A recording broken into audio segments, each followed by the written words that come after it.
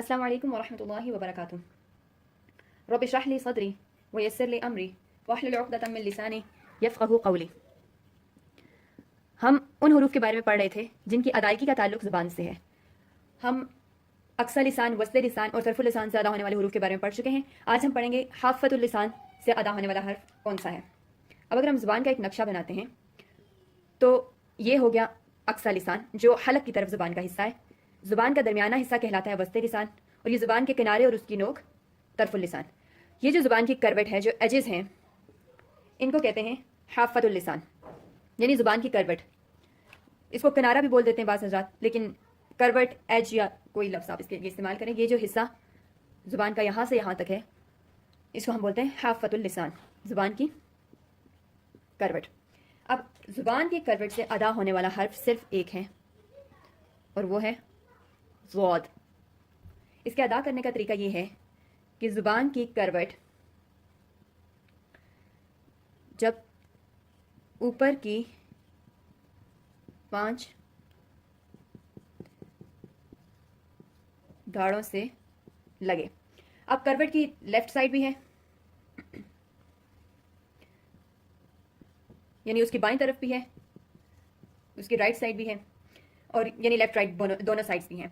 اب اگر دونوں سائڈز لگتی ہیں تو بھی مخرج کی ادائیگی، یعنی جو حرف ہے اس کی ادائیگی درست ہوگی۔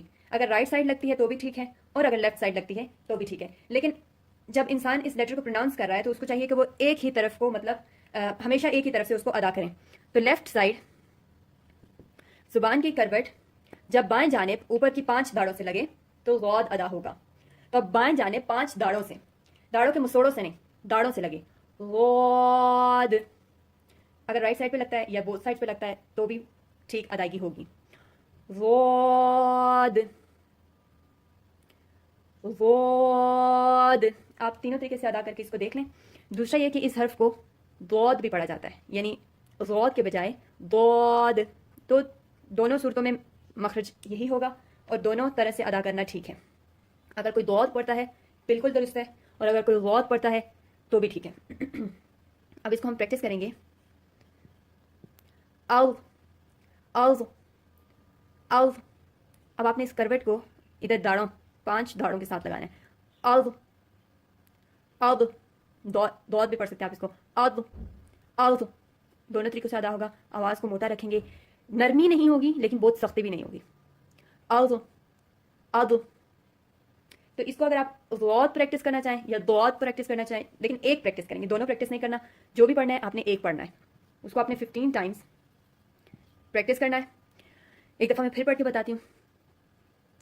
ضاد ضاد۔